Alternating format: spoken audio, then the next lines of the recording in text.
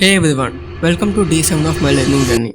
Today we are breaking down the absolute fundamentals of cloud computing. Think about this. You design an awesome application on your personal laptop, but suddenly hundreds of students all over the world want to use it. You can't just leave your laptop turned on in your room for Instead of running an app on one single computer in one country, cloud computing lets you use a powerful computer resource over the internet. It takes your files of your mission and puts them online where anyone can access them safely. Now, the cloud didn't just appear overnight. It is the result of years of server evolution. Business always wanted to cut hardware cost and run apps more efficiently.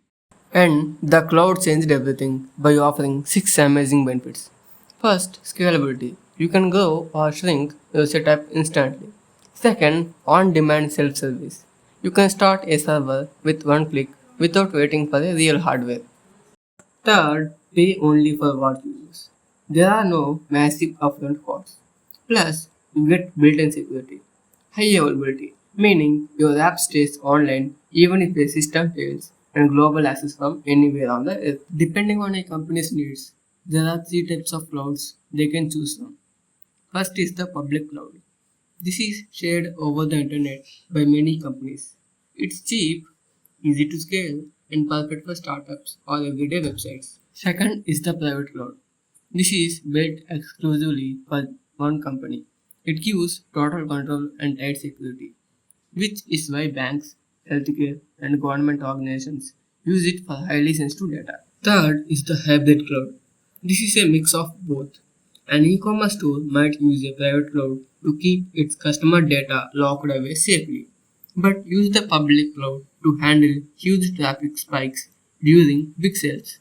There are also three different ways to use cloud services, and we look at them like a pyramid. At the bottom, we have IaaS, or infrastructure as a service. Here, you just rent the basic raw computer parts like virtual server and storage. You have to manage the operating system and the code yourself. In the middle is PaaS, or platform as a service. The cloud provider handles the servers and the operating system for you.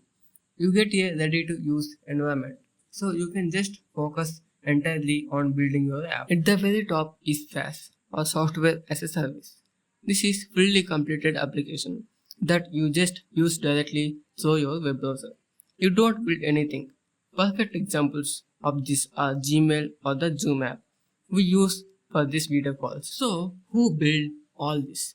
There are few major cloud vendors out there like Microsoft Azure and Google Cloud, but Amazon Web Service known as AWS is the massive industry leader with the biggest global reach. Spotify uses the cloud to host millions of songs, and Instagram uses it to instantly store and deliver millions of photos and videos.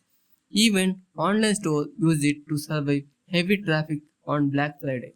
They all do this so they can focus on their app instead of managing heavy, expensive physical hardware. To get started in the cloud, you use things like AWS EC2 instances, which are just virtual computers you can resize whenever you want.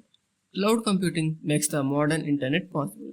Now that I have mastered the cloud basics, my next step is diving into operating systems to see how these virtual machines actually manage hardware and memory behind the scenes. See you on day 8.